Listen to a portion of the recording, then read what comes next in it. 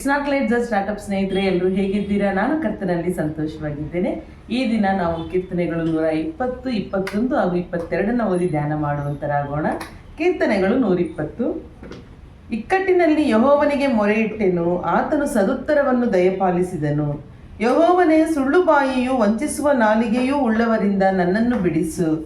ವಂಚಿಸುವ ನಾಲಿಗೆಯೇ, ದೇವರು ನಿನಗೇನು ಕೊಡಬೇಕು? ಯಾವ ಹೆಚ್ಚಿನ ಶಿಕ್ಷೆಯನ್ನು ಒದಗಿಸಬೇಕು? ಶೂರನ ಹದವಾದ ಬಾಣಗಳನ್ನು, ಜಾಲಿಯ ಕೆಂಡಗಳನ್ನು ನಿನಗೆ ಕೊಡಲಿ.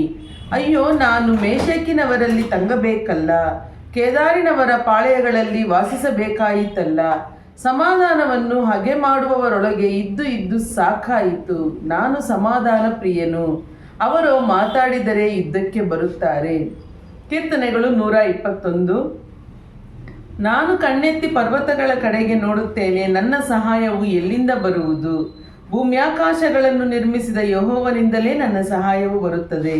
ಆತನು ನಿನ್ನ ಪಾದಗಳನ್ನು ಕದಲಗೊಳಿಸದಿರಲಿ, ನಿನ್ನನ್ನು ಕಾಯುವವನು ತೂಕಡಿಸದಿರಲಿ.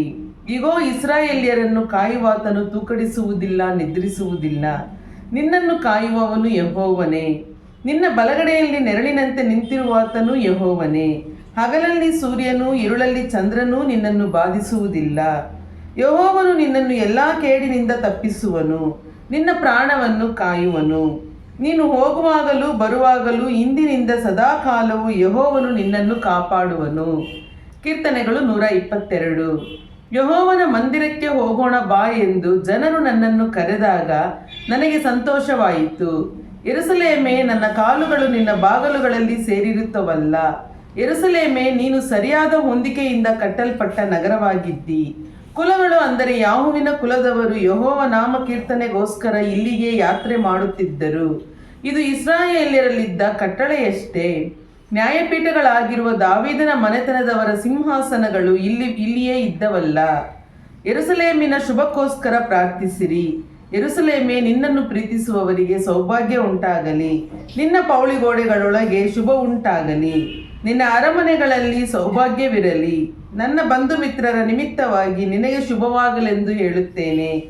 ನಮ್ಮ ಯೆಹೋವ ದೇವರ ಮಂದಿರ ನಿಮಿತ್ತವಾಗಿ ನಿನಗೆ ಸುಕ್ಷೇಮವನ್ನು ಹಾರೈಸುತ್ತೇನೆ. ಹಲ್ಲೆಲೂಯಾ. ದೇವರ ಪರಿಶುದ್ಧ ನಾಮಕ್ಕೆ ಸ್ತೋತ್ರ ಉಂಟಾಗಲಿ. ಈಗ ಕೇಳಿದ ವಾಕ್ಯಗಳು ನಿಮಗೆ ಆಶೀರ್ವಾದಕರವಾಗಿತ್ತು ಅಂತ ಹೇಳಿ ನಾನು ವಿಶ್ವಾಸಿಸ್ತಾ ಇದ್ದೇನೆ. ನೀವೇನಾದರೂ ನಮ್ಮ ಚಾನೆಲ್ನ ಮೊಟ್ಟ ಮೊದಲ ಬಾರಿಗೆ ನೋಡ್ತಾ ಇದ್ರೆ ದಯವಿಟ್ಟು ಚಾನೆಲ್ನ ಸಬ್ಸ್ಕ್ರೈಬ್ ಮಾಡ್ಕೊಳ್ಳಿ. ದೇವರ ವಾಕ್ಯವನ್ನು ನಿಮ್ಮ ಫ್ರೆಂಡ್ಸ್ ಆ್ಯಂಡ್ ಫ್ಯಾಮಿಲೀಸ್ಗೂ ಕೂಡ ಶೇರ್ ಮಾಡಿ. Thanks for watching. God bless you. Have a good day.